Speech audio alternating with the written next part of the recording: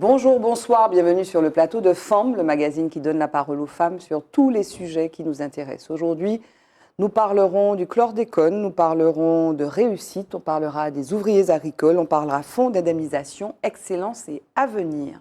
Vous êtes sur Zitata, restez là. Femme. Femme. Femme. Femme. Femme. Femme. Femme. Femme. Femme. Femme. Femme. Femme.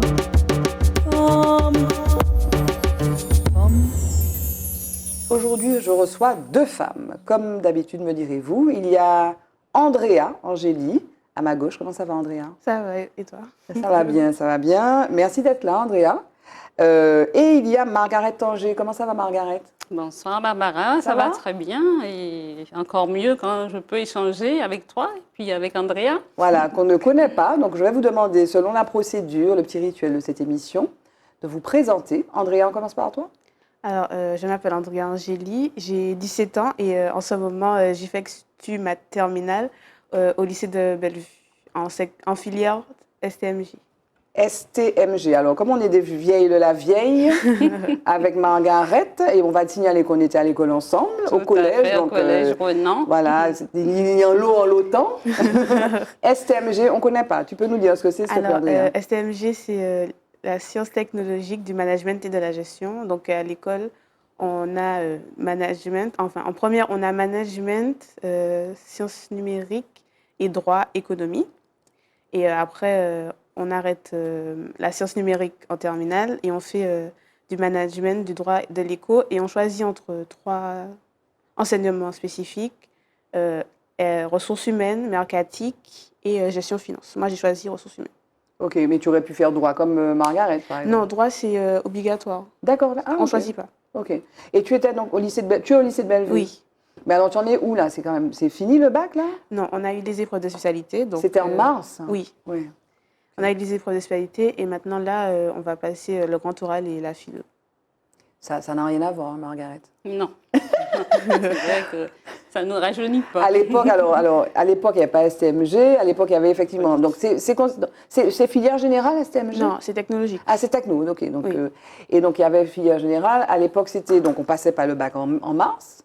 Enfin, quand je dis à l'époque, ça fait un moment. Moi, j'ai passé mon bac en 84, toi aussi, probablement. J'ai passé en 85, ok. je crois bien. Oui. Et donc, il y avait, il n'y avait pas de spécialité. Hein? Comment c'était à l'époque? Non, il y avait quand on rentrait en seconde, au lycée, on avait la seconde, la première, la terminale. Alors, dans la terminale, on était en S, en A, A1, A2, en fonction qu'on avait plus ou moins d'anglais.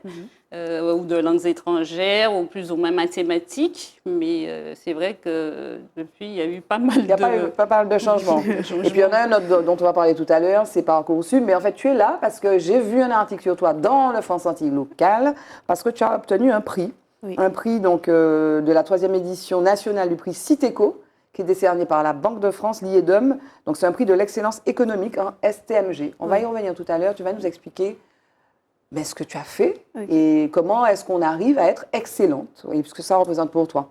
Ouais. Margaret, j'ai pris la parole, mais on a sollicité Margaret parce qu'on parlait des vieilles de la vie.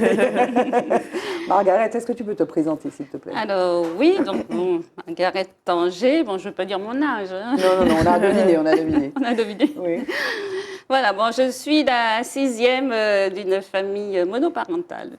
Oui. Voilà, ma maman nous a éduqués à la force du poignet, toute seule. Toute seule. Et voilà, toute seule. Et elle a fait au mieux avec ses enfants, dont la dernière qui a pu faire des études. Alors, je signale quand même que quand je suis arrivée au bac, on n'avait pas d'électricité à la maison. Chez toi? Tu habitais où? C'était à Hydrobase. D'accord. Canal à Laric. Et donc, j'ai passé mon bac en étudiant le soir à la chandelle, la lampe Coleman. Ça doit dire quelque chose aux gens de cette époque-là. Et puis, donc, j'ai passé le bac. Je suis rentrée à la fac, j'ai choisi le droit. Et j'ai poursuivi jusqu'au doctorat. Donc, j'ai passé un doctorat en droit privé. J'ai fait une thèse de droit comparé franco-américaine. Je suis partie aux États-Unis, à Harvard Law School notamment, pour pouvoir me découvrir. Et j'ai fait donc une thèse de doctorat en droit des entreprises en difficulté, très bien. comparé français et américain. Voilà. Et puis, je suis revenue, j'ai aussi enseigné à la fac. Hein. J'ai été chargée de TD, j'ai chargée de cours à la fac pendant plusieurs années. Et puis, j'ai passé le CAPA. Et je suis avocat. Le CAPA, c'est le certificat d'aptitude à la profession d'avocat. Donc, j'ai fait mon école d'avocat à Nîmes. Et puis, ça me fait 20 ans. Je me suis rendu compte que cette année me fait 20 ans de bar. Je n'ai pas vu le temps passer. On dit bar ou barreau? Bar. De bar. Ah, bar, oui. Je n'ai pas vu le temps passer et j'avoue que je fais des choses qui me plaisent vraiment. Mais tu as travaillé avant. Ça fait pas seulement 20 ans que tu travailles. Alors, j'ai enseigné. J'ai enseigné longtemps à la fac. J'ai enseigné quand même 8 ans à la fac. Là, si ça fait seulement 20 ans. Non, de toute façon, non. Hein, les projections, je pense qu'à 80 ans, je vais y être encore. Donc, tu as travaillé comme enseignante d'abord? J'ai travaillé comme enseignante pendant plusieurs années à la fac, hein, puisqu'on nous permettait, parallèlement à la thèse de doctorat, et même à partir du 3e cycle, enseigner aussi. Donc, j'ai été chargée de TD première année, deuxième année, licence, voilà. Et alors, tu as choisi le droit, pourquoi? Pourquoi tu as voulu faire des études? Tu as envie de lui demander ça, non? Oui. Tu peux lui demander, s'il te plaît? Pourquoi tu as choisi de faire du droit? Alors, le droit est venu me chercher, j'allais dire. Au départ, j'avais commencé par le sport. Parce que j'ai été présidente d'une association sportive et j'ai passé d'ailleurs un diplôme d'animation pour l'animation sportive en fait. J'avais commencé par ça et j'animais une salle de gym à Fort-de-France, ça s'appelait l'école de budo. Génial. J'ai animé ça pendant de longues années et puis j'ai rencontré dans cette salle de sport des magistrats qui venaient faire du karaté, de l'aïkido, avec le professeur qui s'appelait Michel Ouamara, qui est mon compagnon depuis une trentaine d'années, plus même. Et donc, et ces magistrats, ils m'ont présenté cette matière. Ça m'a intéressé d'échanger avec eux. Ils m'ont poussé, ils me donnaient même leurs vieux codes pénaux et civils, etc. Vas-y. Et je dis, bon, je vais faire le droit et puis on verra bien. Et au fur et à mesure, j'ai aimé. Alors, première année, je n'ai pas tellement aimé. La deuxième année... C'est trop généraliste, non? Oui, et puis on était nombreux, tu sais. Oui. Mais tu as fait tes études où? Au campus de Chelsea. D'accord, toutes tes études. Toutes mes études, sauf la partie américaine que j'ai fait aux États-Unis. Je suis restée 8 mois aux États-Unis, donc j'ai fait 2 facs aux États-Unis. J'ai fait d'abord en Floride, l'Université de Floride, le collège de droit, College of Law, Florida State University. Et puis, donc, j'ai fait le cours, la formation des masters. Et ensuite, pour aller de manière plus pointue, donc, j'ai fait un programme qui s'appelle Program of Instruction for Lawyers à Harvard Law School. Et là, donc, ça m'a permis d'approfondir dans ma matière les entreprises en difficulté, et ce qu'ils appellent aux États-Unis bankruptcy law. Bankruptcy, c'est banqueroute. Banqueroute, voilà, tout à fait. English is perfect. Thank you. Dis celle qui ne sait pas parler. Qu'est-ce que je veux dire? Andrea, oui, toi, donc, tu nous dis, tu es en terminale, on va revenir sur les épreuves du bac, etc. Mais tu sais déjà ce que tu veux faire? Oui. Qu'est-ce que tu veux faire? Alors, je veux être soit DRH, donc directrice ressources humaines, ou bien monter ma propre entreprise. Mais de quoi? Ça peut être de DRH d'ailleurs, de ressources humaines. Non, plus dans le prêt-à-porter. Et en fait, je me vois bien embaucher de jeunes artistes pour qu'ils designent les vêtements que je vais vendre après, en fait. Tu veux être boss, quoi. Oui. Et est-ce que, comme Margaret, qui c'est? Tes parents font ça? Qui c'est qui t'a... que font tes parents? Est-ce qu'ils sont dans le business? Alors, mon papa est employé de commerce et ma maman est professeure des écoles. D'accord. Donc, il n'y a pas nécessairement dans ton environnement très immédiat quelqu'un qui t'oriente, ou bien tu vois, ou bien tu vas sur les réseaux sociaux, tu vois que ça correspond à la réussite, je ne sais pas. Qu'est-ce qui te donne envie de faire ça? Non, c'est juste que j'ai toujours voulu être ma propre chef, en fait. Donc, c'est pour ça que c'est ça que je veux faire. Il y a de plus en plus de... Alors, toi, quand tu es avocat, tu es chef d'entreprise. Je suis chef d'entreprise, je suis mon propre patron. C'est d'ailleurs ce qui me plaît dans le métier. Parce qu'au départ, j'avais envisagé peut-être la magistrature. Puis je me suis rendu compte que voilà, j'étais plus indépendante, avocate. Ce qui me permet de te poser une question que j'avais prévu de te poser après. Quand on regarde en Martinique, tu as beaucoup d'avocats. Je pense qu'au barreau de Fort-de-France, il y a plein d'avocats qui sont inscrits. Et les magistrats antillais, il n'y en a pas des masses. Il n'y en a pas beaucoup. Est-ce que c'est une histoire d'indépendance? Est-ce que c'est une histoire aussi de culture? Parce que quand tu es magistrat, tu ne défends pas, tu défends le droit, et c'est le droit français. Donc on est un petit peu autonomiste, voire indépendantiste en Martinique, y compris chez les avocats. Il y en a beaucoup qui militent à gauche, extrême gauche. Est-ce que c'est lié à ça?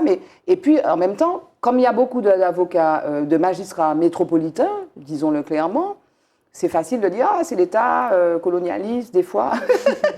Je fais dans la caricature, peut-être, non? Non, mais il y a en fait plusieurs facteurs. D'abord, il y a un facteur historique. Oui. Parce que bon, dans mon petit hobby, je me suis un peu intéressée à l'histoire du droit, de l'esclavage, cette période-là, les statuts des magistrats à l'époque. Et c'est vrai que c'était interdit, en fait, qu'il y ait des accointances, que les magistrats s'installent. Il y en avait un qui s'installait, qui avait des esclaves, et que c'est des habitations. Hein, donc, le Code noir essayait de restreindre ça. Donc, il y avait cet aspect-là. Donc, il y avait quand même des accointances entre la population locale. Donc, on a commencé à mettre en place le turnover des avocats, des magistrats qui ne restent pas sur place. Donc, c'est historique. Et ça, c'est resté aussi dans la loi. Donc, on les fait tourner. Et puis, pour la promotion aussi de leur carrière, ils ont besoin de se déplacer. Tout à fait. Et puis, c'est vrai aussi qu'on n'a pas beaucoup d'Antillais, Guyanais c'est ça que je voulais qui embrassent la magistrature Mais pourquoi précisément? Je pense que c'est peut-être déjà le fait que sur place, on ne puisse pas. Il faut aller faire l'École nationale de la magistrature à Bordeaux, je pense aussi. Il faut être mobile, quoi. Oui, ça oblige quand même à partir. Je pense que c'est un peu lié à ça. Et puis, bon, le concours n'est pas toujours facile aussi. Le concours est dissuasif. Hein. Andrea, tu aurais pu faire ça? Oui. Tu aurais aimé? Sur Parcoursup, j'ai mis licence de droit. Ah d'accord, donc c'est possible. Ah bah tout à fait, mais j'encourage échanger vos téléphones. Je l'encourage à le faire, hein, parce que notamment on a besoin de magistrats qui soient moins généralistes et dans des nouvelles branches techniques, technologiques, etc. Ça peut être intéressant, je pense qu'il y a de la place à occuper. Ok, on fait le premier stop, donc la rubrique Focus après ce jingle.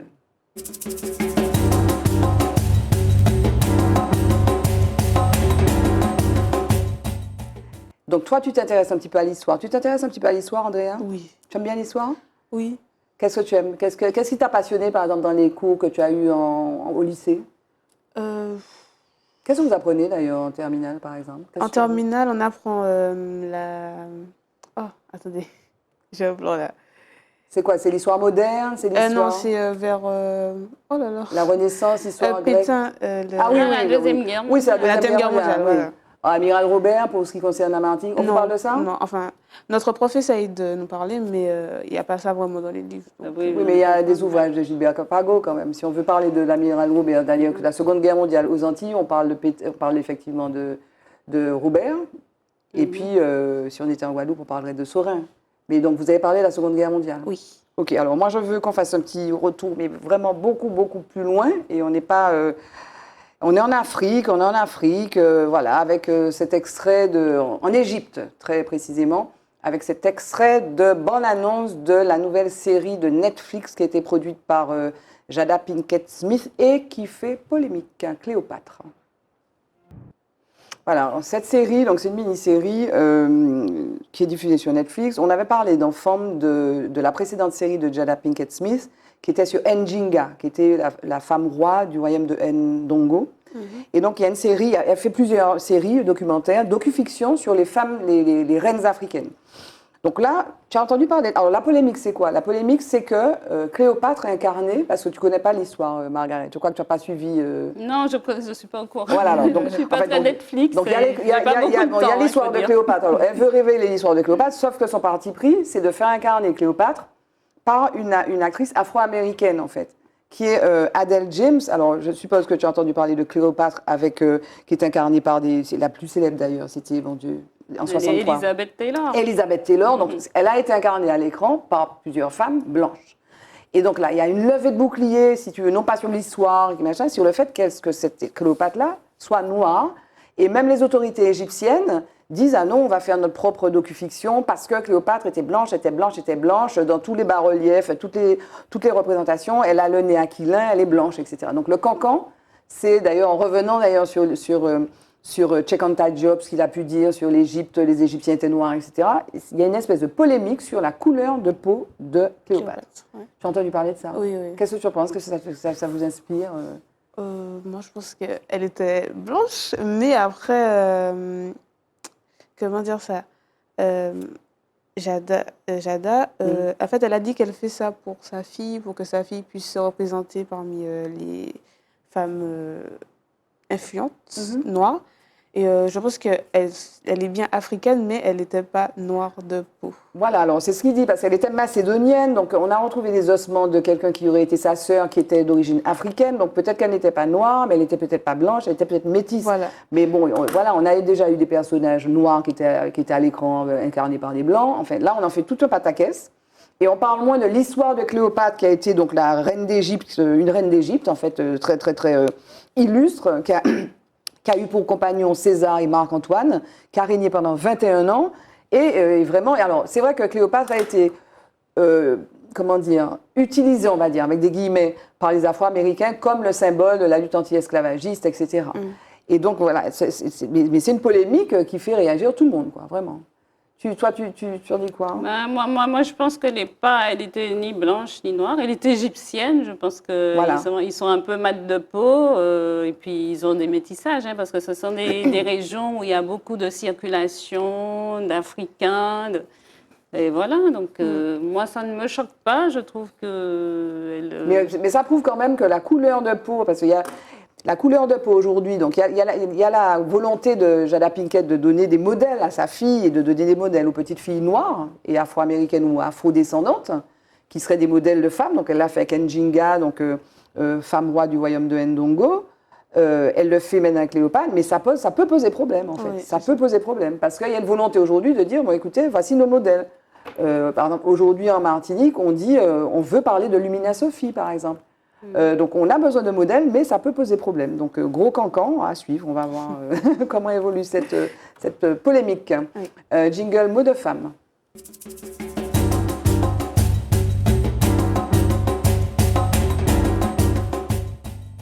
Andrea, tu as reçu ce prix, donc le prix Citeco, Banque de France IEDOM, 3e édition. Tu as été classée, donc c'est le prix d'excellence économique en STMG. Tu nous as dit que c'était sciences technologiques, management, gestion. Oui. Qu'est-ce qu'ils ont jugé?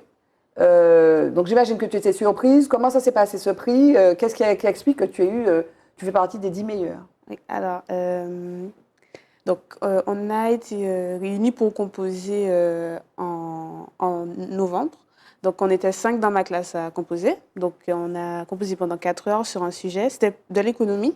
C'était sur l'inflation un peu, les politiques structurelles, conjoncturelles.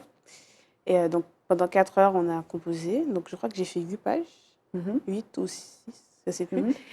Et du coup, après, on a pris nos copies. Et j'avais un peu oublié ça. Et après, ma prof m'a dit qu'il y aurait une remise de prix en décembre. Et en fait, en décembre, c'était pour l'Académie de Martinique. Donc, il y avait beaucoup de participants quand même. Donc, on a eu la remise de prix et j'ai terminé première parmi tous les lycéens martiniquais. Je pense que ce qui a fait la différence, peut-être, la rectrice, elle m'a dit que c'était par rapport au fait que j'ai parlé des politiques conjoncturelles et des politiques structurelles. Voilà. Et dans certaines Anti-inflation, tu dis? Oui. D'accord, ok. C'est l'actualité d'ailleurs. Hein. Oui, justement. Et dans certaines copies, il y avait pas ça en fait. Et c'est ça qui a fait la différence. Et aussi le fait que j'ai pas fait beaucoup de fautes d'orthographe non plus. Ah oui, parce que pour les gens de ta génération, c'est un slalom.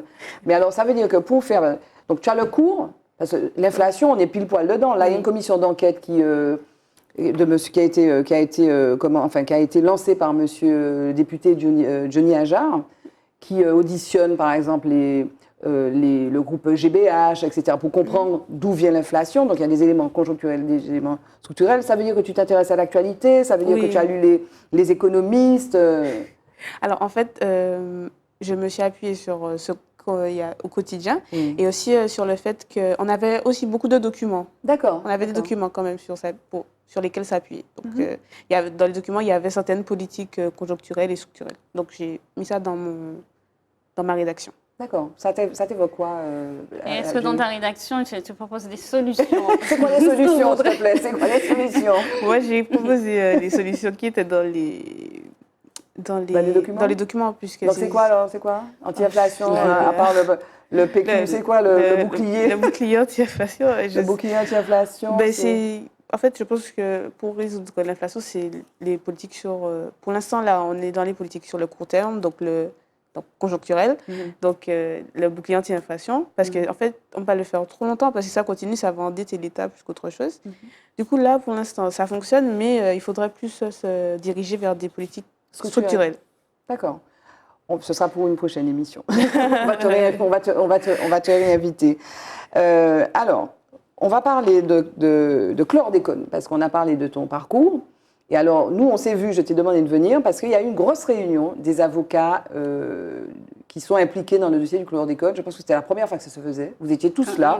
J'ai même pris beaucoup de notes. Vous étiez tous là, vous étiez nombreux. Ça s'est passé à la MEP. C'était le 6 mai. Il y avait, donc c'était à l'initiative de l'IONAGE pour dépolluer Matinique. Donc Philippe Pierre-Charles a fait l'introduction, Laetitia Privat, il y avait des avocats de l'AMSES qui avaient fait le déplacement, il y avait le bâtonnier Germanie, il y avait maître Constant, il y avait maître Boutrin, il y avait maître Mousseau, il y avait toi, et je ne vais pas en oublier. Il y avait maître Tabonne. Le Guevaquès aussi. Et le Guevac. Le Guevac, voilà. Guevac. Et en fait, ce qui est intéressant, donc première fois dans un dossier qui est vieux de 16 ans maintenant, enfin 2006, quasiment 17 il me semble, ans, hein. voilà, quasiment 17 ans, où il y a eu un non-lieu qui est intervenu en janvier 2023. Nous, on en a beaucoup parlé déjà sur ce plateau, mais ce qui est intéressant là, c'est qu'on avait tout sur un plateau en réalité, parce qu'il y a beaucoup de volets. Est-ce que tu peux nous dire, alors il y a eu ce non-lieu, et alors peut-être que dans l'esprit du grand public, c'est fini. Non, c'est pas fini. C'est ça qui est un peu un message de cette réunion. Est-ce que tu peux me dire où on en est?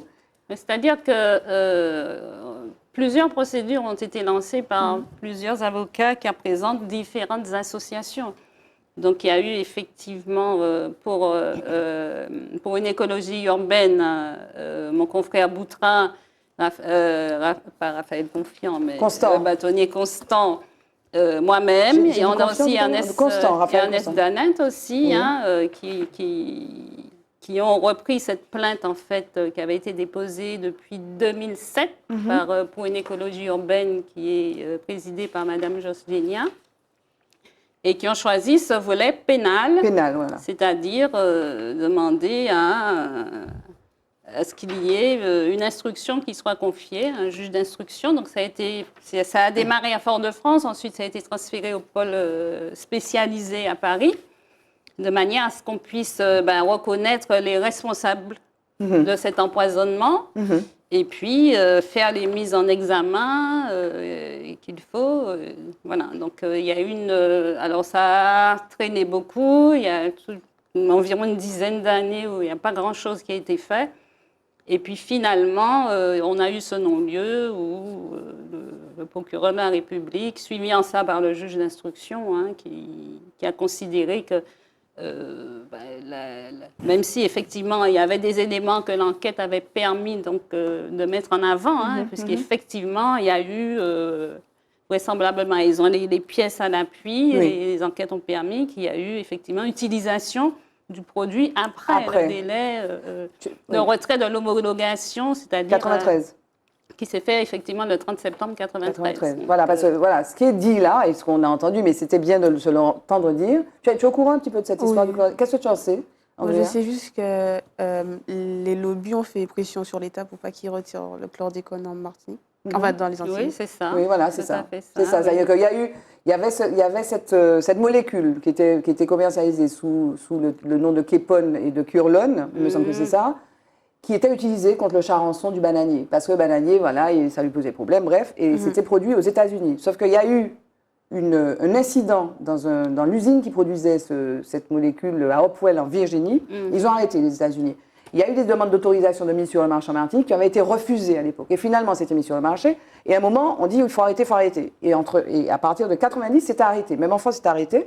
Et ils ont continué jusqu'à 93. Et sauf que ce qui est intéressant, c'est peut-être un élément même sur après lequel... 93, et voilà, après 93, puisqu'on retrouve trace de 1580 tonnes de chlordécone après 93. C'est bien ça. Encore, tout à fait. Voilà, donc en fait... on considère qu'à peu près, l'enquête a permis de déterminer que jusqu'à 2005, on commercialisait encore les différents produits. Voilà, surtout le dernier en date, qui est donc le Curlone. Puisque bon, il faut savoir, comme tu as dit, effectivement, c'est un produit qui a été créé aux États-Unis, mais dès 1968 quand même, il y a des études qui commençaient à se faire pour dire que c'était dangereux pour la santé, donc notamment des ouvriers qui travaillaient dedans. Et donc, à partir de 1975, c'est interdit aux États-Unis. Oui. Il y a eu effectivement le fameux scandale de la ville de Hopewell dont tu as parlé, où on a vu effectivement qu'il y avait non seulement donc, des atteintes graves à la santé des personnes, mais aussi la pollution du fleuve. Hein, voilà. Donc, ça a été interdit. Et par contre, ça a été autorisé en France. Alors, il y a eu, alors qu'ils savaient, hein, on ne peut pas dire quand même. Voilà, ils savaient qu'il était. Donc, mais, sauf qu'au niveau pénal, donc, il y a eu un coup d'arrêt, mais qui n'est pas la fin, parce que le volet pénal se continue. Qui n'est pas la fin, parce que d'abord, il y a un appel qui a été fait devant la Chambre de l'instruction, qu'on appelle, donc on ne sait pas encore. Et puis, je trouve que cette action pénale, parce qu'il y a eu beaucoup de débats pour dire est-ce qu'ils ont eu à faire ça, pas à faire ça, s'il fallait le faire, parce que c'est l'action pénale qui permettra en fait de prendre en compte l'empoisonnement, mais à l'échelle de la population. Parce qu'on considère que 90% quasiment des Martiniquais sont touchés d'une façon. Voilà, sont touchés. Pour les ouvriers, les exploitants, ils ont des procédures spécifiques dont on va parler. Oui, tout à fait. Mais la procédure pénale, si je puis me permettre, on rentre peut-être dans de la technique, mais ça peut nous intéresser. Ça détermine aussi des responsables. Tout à fait. Parce que s'il y a une victime qui est reconnue dans son côté victime, il y a un responsable qui est reconnu d'avoir empoisonné, si c'est l'État, si c'est les lobbies, si c'est XY qui a importé le chlordécone. Alors, et là, il y a une espèce de déni. Pourquoi il y a eu des 15 000 personnes qui ont manifesté, c'est quoi, en 2021? Oui, 2021. Pour dire, il faut des coupables, quoi. Bien sûr, c'est ça un petit peu le fin mot de l'histoire de la procédure pénale. Donc, on a mis en cause dans les ministres qui ont accordé les directeurs de cabinet aux fonctionnaires, préfets, les différents directeurs de cabinet, de préfecture aussi. Et puis aussi le lobby des exploitants de bananes qui avaient intérêt à utiliser cette chose-là et qui contraignaient d'ailleurs les petits chefs d'exploitation agricole à commercialiser ce produit-là. Sinon, la SICABA ne prenait pas leurs bananes, quoi. Donc, Alors, il y a le volet pénal, il y a le volet administratif que Maître Leguevac a poursuivi avec 2 clients, Malcolm Ferdinand et Madame Châtenay-Rivaudet, il me semble. Il y a eu une décision du tribunal administratif de Paris l'année dernière. Et puis toi, tu es sur un autre volet. Toi, c'est le volet des ouvriers agricoles empoisonnés, des gens qui ont travaillé dans les bananeries. C'est ça. Est-ce que tu peux nous raconter un petit peu où tu en es? On est assez ouvert, hein, mais c'est vrai qu'effectivement, dans ça, le travail de l'avocat, et c'est ce qui est intéressant, c'est pourquoi j'aime ce métier-là, on ne peut jamais nous dire non. On va dire, cette porte-là est fermée, on va essayer de la défoncer. Et tu en parles tous les outils. Possible. Donc, outil pénal, outil administratif, on est aussi devant le pôle social parce qu'on va chercher la faute inexcusable de l'employeur, etc., pour une mise en danger, le manquement à l'obligation de sécurité de résultat. Voilà. On essaie, mais ce qu'il faut, c'est chaque étape permet quand même de reconnaître qu'il y a eu des carences de l'État, qu'il y a effectivement des victimes qui subissent vraiment des préjudices réels, et puis aussi, on progresse aussi sur les solutions possibles pour l'indemnisation. Bon, pour un peu cantonner ça, l'État a créé effectivement en 2019 un fonds d'indemnisation des victimes de pesticides. On a intégré dedans les victimes du chlordécone. Et donc, ce fonds d'indemnisation va permettre d'indemniser d'abord les exploitants, les ouvrières agricoles qui ont été exposés, soit ceux qui ont distribué, parce qu'à l'époque, ça se faisait sans aucune précaution. Il n'y avait pas les protections. Donc, il y a ceux qui ont distribué avec les mains, il y a ceux qui ont inhalé, il y a ceux qui, après l'épandage, on les envoyait quand même au pied des bananiers, etc. Donc, il y a toute forme d'empoisonnement. Donc, il y a ces gens-là. Il y a aussi les enfants qui ont été exposés pendant la grossesse de la maman. À ce produit, au curlone. Et puis, il y a aussi, lorsque le papa, parce que ça aussi, ça affecte la constitution des spermatozoïdes. Donc, et il y a une atteinte à la fertilité aussi. On a un gros problème de fertilité par rapport à ça. Donc, donc c'est l'exposition prénatale aussi que ce fonds d'indemnisation prévoit. Donc, les enfants, parce que les enfants développent des maladies de développement, de mauvais développement. Il y a une recrudescence comme par exemple de l'autisme, il y a des cancers cérébraux. Mais juste, excuse-moi, je t'arrête là, Margaret. Oui. Est-ce que ça, parce que alors, la population des ouvriers agricoles, disons, toi tu représentes des ouvriers agricoles, certains ouvriers agricoles. Certains, oui. La population, C'est-à-dire possiblement, ceux qui sont dans le collectif oui, des ouvriers agricoles empoisonnés. agricoles, Voilà. oui. Mais la population potentiellement touchée par ce scandale, c'est 13 000 personnes. C'est un chiffre qu'on entend. 13 000 personnes. Oui, c'est ce qu'on dit. C'est ce qu'on dit. On avait demandé à l'époque qu'il y ait effectivement une enquête. Hein, mais c'était quand même assez facile pour l'État de dire à la sécurité sociale, voilà, on pouvait avoir une étude à l'époque, on avait demandé une enquête pour qu'on puisse répertorier le nombre d'ouvriers et d'ouvrières agricoles. C'était tout à fait faisable. On dit 13 000, mais bon, c'est 13 000 dans ceux qui ont été déclarés, mais il y en a beaucoup qui ont travaillé sur des habitations et qui n'étaient pas déclarés, qui n'avaient pas des fiches de paie. Qui ont d'ailleurs des problèmes maintenant pour aller se faire indemniser. C'est toute la difficulté d'arriver à reconstituer effectivement les carrières, parce que souvent, ils sont pas assez d'habitation en habitation. Eux-mêmes, ils ne se souviennent pas et puis ils ne connaissent pas non plus. Ils connaissent bien le nom du béquet. On était chez de Rénal, Châtel, mais bon, après, quand on recherche, c'est pas le nom de l'exploitation elle-même. C'est assez difficile. Et puis, beaucoup, on a aussi cette problématique, c'est qu'ils n'ont pas gardé, ou ils ont perdu, ou il y a eu des intempéries, où on a les effectivement... fiches de paie, les preuves... Voilà, et même les pièces médicales. Les pièces médicales... Tu as entendu parler de ce volet-là un peu, Andrea? Oui. De volet, cet aspect ouvriers agricoles? Oui, je sais qu'il y a beaucoup de gens qui sont malades. Ça cause des problèmes... enfin, c'est des perturbateurs endocriniens. Aussi? Oui, mais ça, on parle beaucoup de...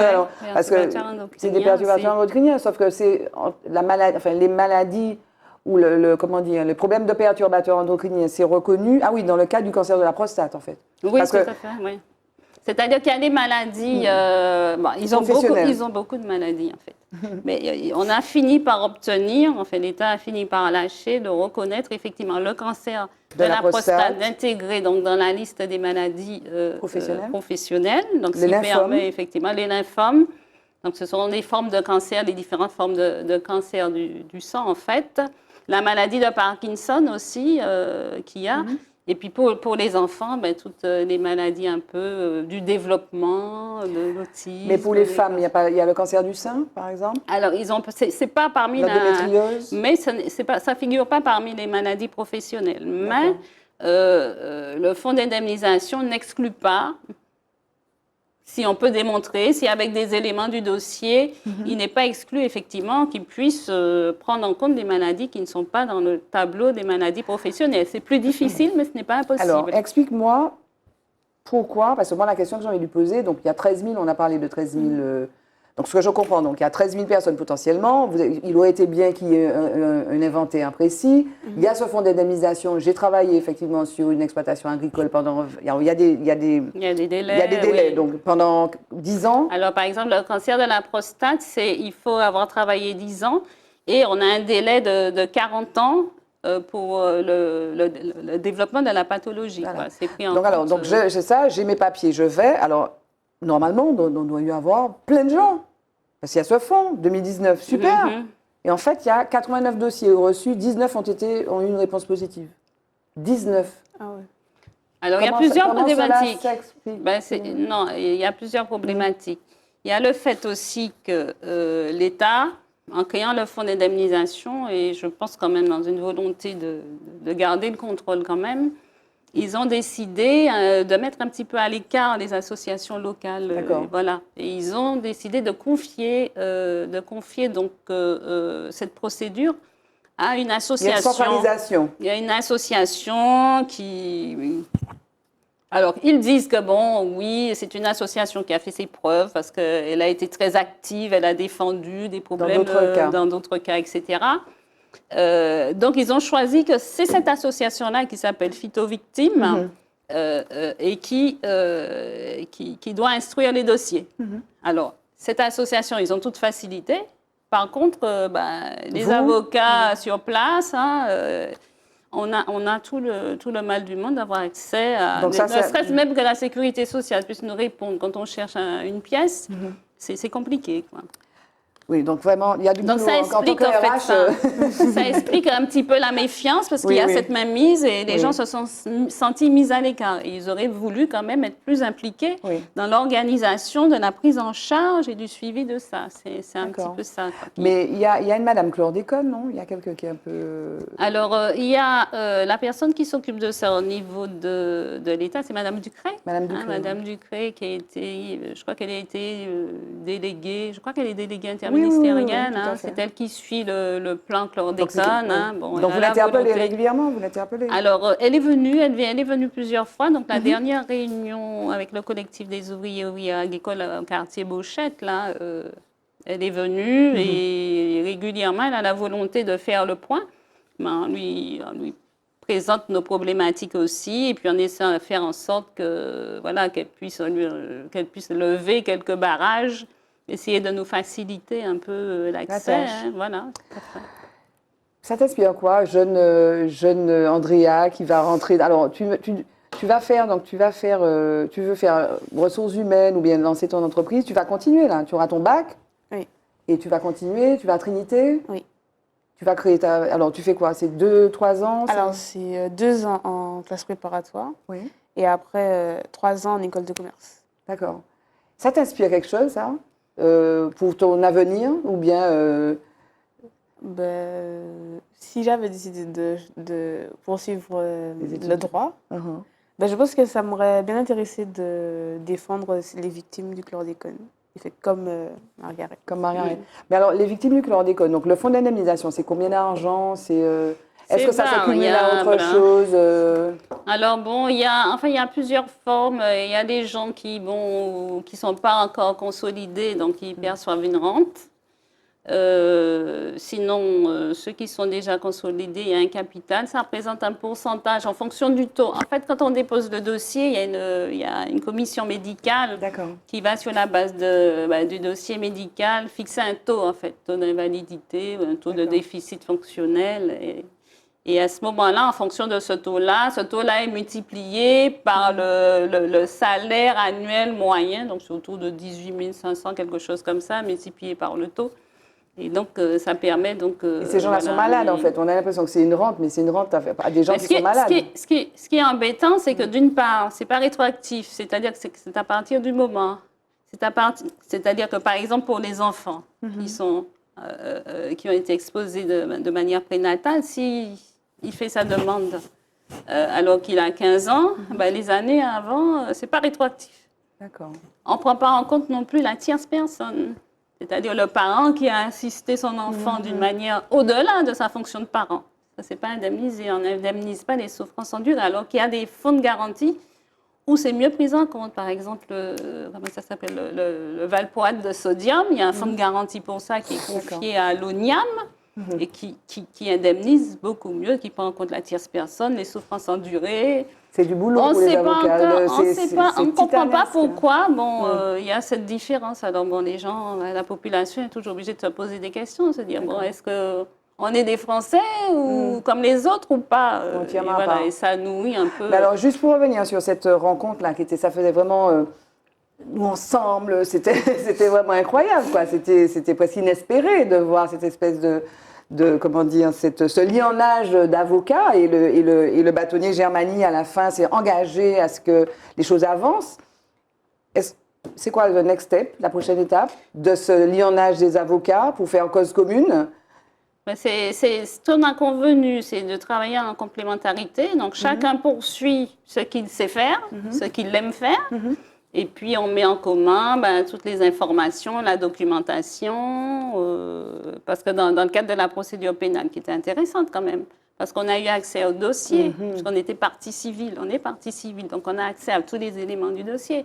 Ce n'est pas le cas, par exemple, pour ceux qui ont choisi, contre les ministres, comme Marisol Touraine, etc., de saisir la Cour de justice de la République. Là, une fois qu'on a déposé sa requête devant la commission, on n'a plus la maîtrise de rien, on n'a plus aucune information sur rien, on est hors jeu. Donc ça c'est quand même important, ça nous permet de donner quand même des éléments d'information aux autres. En tout cas, donc, on comprend que toi, ton combat est celui aussi de Virginie Mousseau. Hein, elle défend aussi il y a Louis Boutrin aussi. Je rappelle quand même que Boutrin et Raphaël Confiant ont été quasiment les premiers À avec interpeller, oui. voilà, Le livre avec qu'ils ont sorti en l'ouvrage, 2007. le scandale du chlordécone à la Martinique, D'un de empoisonnement 72 annoncé. chronique d'un empoisonnement annoncé, tout à fait. Mais donc, il y a cette partie-là, la partie effectivement indemnisation, fonds d'indemnisation, etc. Donc, se faire connaître, suivre les dossiers. Et l'aspect pénal, c'est par là qu'on a commencé tout à l'heure, ça n'est pas fini. C'est pas Et fini. donc, la prochaine étape, donc, c'est l'appel. Alors, on fait l'appel. Après, il y a le pourvoi en cassation, si il persiste et signe. Et une fois qu'on a épuisé les voies de droit nationales, on a la possibilité d'aller au-delà, donc de saisir la Cour de justice de l'Union européenne et même d'aller à la Cour de justice internationale. Voilà, donc c'est pas fini, c'est une première étape. Voilà. Et c'est des Sachant combats quand très même longs. qu'il y a une autre voie qui est possible, mais c'est pas tellement celle que moi j'aurais choisie, mais on a la possibilité, même s'il y a eu un non-lieu, mais sur la base du dossier pénal, on a la possibilité de délivrer des citations directes à certaines personnes. Voilà, c'était évoqué. Citation, tu sais ce que c'est, Andrea, citation directe? C'est de dire, je veux que monsieur un tel, Voilà. j'attaque monsieur un tel, c'est ça? On envoie à l'huissier, lui notifier d'avoir à comparaître tel jour à telle heure devant le tribunal correctionnel. Alors, il y a les patrons qui ont importé la Tout à fait. Et puis moi, j'estime quand même que comme c'est l'État qui a à l'origine de tout ça, mais c'est à l'État de faire son nettoyage. Le procureur, tu veux dire? Oui, enfin, c'est le procureur, c'est l'État, c'est à eux de mettre en cause ces gens-là. Ce ne sont pas aux victimes, en plus de ce que les victimes subissent, de devoir en plus... L'État a donné les dérogations, ils ont fait ce qu'il fallait. Qui s'occupe aussi de mettre en cause ces gens-là? Il fait un petit peu froid sur le plateau. Ouais. Ah, désolé. Andrea, tu en as appris là, hein? Oui, j'ai beaucoup appris. Voilà, on a fait presque le tour de la question. Margaret, merci. Il faut quand même que j'entende un petit peu Andrea avant qu'elle tombe complètement malade à cause de moi. Andrea, Parcoursup, tu as fait comment, s'il te plaît? Est-ce que tu peux donner des conseils? Parce que tu as fini, je crois. Toi, tu as fini? J'ai fini avec Parcoursup. Tu as fini avec Parcoursup? Oui. Tu as trouvé donc ton post-bac là? Ouais. Donc, on n'a pas encore les réponses, mais on a déjà fait tes vœux. tous les vœux. Mais c'est dur, tu t'y es prise à partir de quand? Depuis la seconde? Ah non. Depuis la troisième? Non, récemment. Ah bon, seulement? Oui. Ah bon? Le mois d'avril, non? Oui, mars-avril. Ouais. Ah, donc je pensais que c'était plus difficile que ça. Oui, tu peux t'y prendre depuis là, mais moi, je ne me suis pas prise. D'accord. C'est-à-dire qu'on ouvre notre notre dossier Parcoursup en terminale. D'accord. Mais parce qu'il y a une histoire de choix, on faisait allusion à ça avec Margaret au début. Il faut choisir 3 spécialités, vous en lâchez une à la fin de la première. Ça, c'est en général. Ah, en général? Oui. Voilà. Toi, tu n'as rien lâché du tout? Non. Enfin, si, sciences numériques de gestion. Ah oui, tu nous as dit ça. Mais c'était juste... oui, techniquement, c'est ça, puisqu'on avait 3... Donc, tu en as lâché une? Oui, mais en fait, c'est obligatoire. C'est pas nous qui décidons. OK. On continue. En fait, ça se combine, en fait. Ça se combine avec le management en terminale. Ça devient... Sciences du management... Elle est presque en vacances. Elle est presque en vacances, elle a presque oublié. Non, c'est que comme on parle en sigle, je me souviens pas trop. Donc, mais ça se... En fait, on abandonne pas vraiment puisqu'on continue, mais juste combiné avec le management. D'accord. OK. Et donc là, tu vas jouir de vacances bien méritées, j'imagine. Oui. Oui? Enfin, j'espère. Je voudrais travailler pendant les vacances, mais je ne sais pas encore. Mais là, c'est bon. Tu vas faire des jobs de vacances? Oui. D'accord. Et tu vas reprendre... On en a fait aussi, nous, des jobs de vacances. Oui, on a fait. Et donc, tu vas reprendre donc, à Trinité. Oui. Et tu vas faire donc, ta prépa. Après, tu m'as dit... Elle a dit ce qu'elle voulait faire après la prépa? Après la prépa, elle a dit qu'elle partait pour... Une école de commerce. Voilà, où l'école tu de n'as pas commerce. En France. En France? En France, mais je ne sais pas encore laquelle. D'accord. Donc, les grandes écoles. HEC. Tu vas faire quoi? 3 années? HEC, ESCP, tu ne sais pas encore? Donc, je ne sais pas, ça dépend de mes résultats au concours. Mais là, tu as eu un prix, donc ça va t'aider aussi. Oui. Alors, ce prix-là, c'est quoi? Tu as gagné un chèque? Alors, non. J'ai gagné un bon d'achat à Cultura de 150 €, ça va. Ouais, de quoi t'acheter un très gros livre de gestion et de management et de RH, oui. Oui. Et sinon, non. Et puis la considération de tes Oui. pairs. Voilà. Ça, c'est bien déjà. Bon. À quelques minutes de la fin de cette émission, question rituelle. Quel est l'homme qui vous a le plus influencé, l'homme qui vous a le plus marqué? Andrea, tu veux répondre? On peut pas. Tu es obligé de dire papa, hein, mais... Non, mais franchement, je pense que c'est seulement pourquoi, ça. Pourquoi? Juste parce qu'il remplit bien son rôle. C'est quoi le rôle de papa? Ah, ça m'intéresse. C'est quoi le rôle de papa, Andrea? Ben, savoir, c'est d'être là pour ses enfants. C'est-à-dire qu'il y a beaucoup de personnes qui n'ont pas de papa, mais moi j'en ai un et je vois que ça fait la différence des fois. Mais dis-moi, qu'est-ce qu'il fait? C'est trop vague. Pour ceux qui n'en ont pas, Ah oui, quel rôle?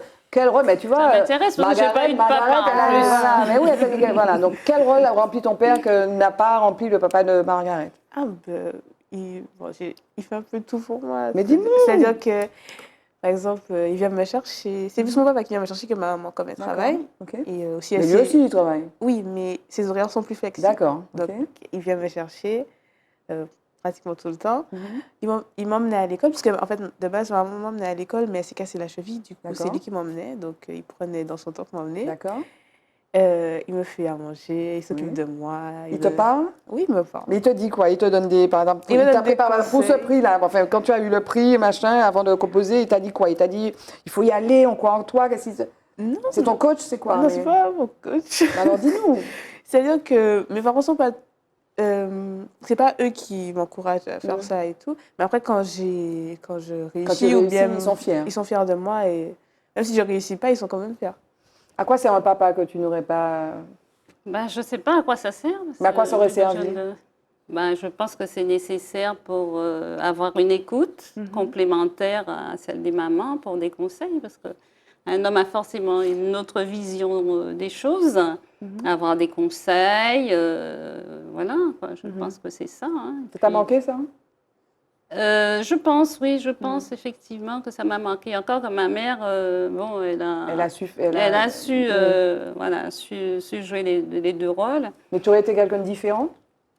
Si j'avais eu mon père, mais je crois que finalement, je préférerais que les choses se passent comme ça. Ah, mais. Parce que voilà. la famille qu'il a construite parallèlement, mais c'est quand il a quitté ma mère, c'était pour une autre. D'accord.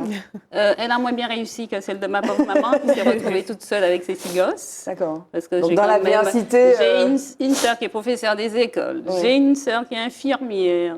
J'ai 2 frères qui ont leur entreprise. Ils ont réussi. J'ai un policier, je suis avocate. Je crois que Oui. maman, elle a réussi merveilleusement. Et puis bon, et dans ma vie aussi, le remplaçant du papa, on va dire ça comme ça, et c'est mon compagnon depuis D'accord. plus d'une trentaine, ça va faire presque 40 ans d'ailleurs. Et Wow. c'est lui qui m'a aussi, ça a été mon coach. D'accord. En plus, c'était Pour les du budo, en études, plus. voilà, Doublement. mon professeur d'arts martiaux, D'accord. et il n'a pas fait comme moi. On est beaucoup d'avocats là, au barreau de Fort-de-France qui sont passés par cette école d'arts martiaux, D'accord. et il nous a vraiment motivés. Et alors, quel est l'homme, en question que j'ai posée à Andrea, donc, quel est l'homme, toi, qui t'a marqué, l'homme qui t'a, le grand homme avec un grand H, petit H? Bah, c'est lui, Michel Ouamara. D'accord, ton compagnon. Voilà. D'accord. Alors, tu nous as dit, donc il t'a coaché, mais quoi? Qu'est-ce qu'il apporte? Donc c'est l'écoute, c'était quoi? C'est la motivation, vraiment de nous pousser, d'aller au-delà de soi-même. Voilà, tout le temps. C'était vraiment, il était entraîneur, hein, D'accord. entraîneur de judo, de karaté, donc entraîneur de droit aussi. Hein, donc on venait là, on avait des jeunes de Vodka, les jeunes quartiers des sinistrés, Gaudissart. Bon, voilà, vous n'allez pas rester comme ça, allez-y, il faut étudier. Il voyait ses copains magistrats pour nous encourager. Non, il a vraiment une motivation. D'accord. Motivation, et je crois que c'est de la même manière qu'il arrivait à nous pousser à faire plus en karaté, mais de la même manière pour les études. D'ailleurs, il faisait passer les études avant. Hein. Des fois, avant le cours, bon là, t'en es où là? Ok. Et donc, voilà. Jingle, le mot de la femme.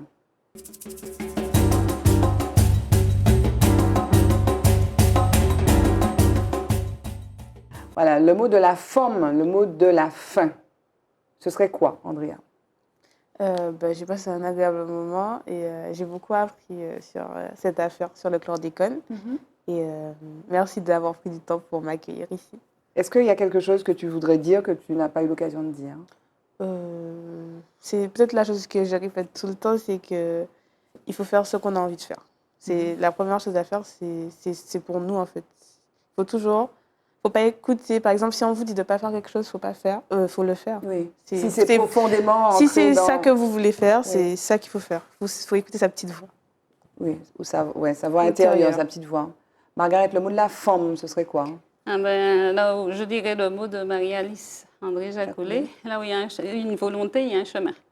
Donc il faut toujours Il faut que tu aller dises à au-delà. André à qui est Marie-Alice André Jacoulet. Je suis sûre qu'elle la connaît. Tu connais Marie-Alice? Non, dis-lui. Enfin, s'il te plaît. c'était une grande avocate du barreau de Fort-de-France. C'est une femme aussi qui a fait de la politique, qui a eu, ça a été difficile, hein, qui a eu aussi des éboires en politique, mais une battante. Une Elle a grande défendu femme, beaucoup de femmes.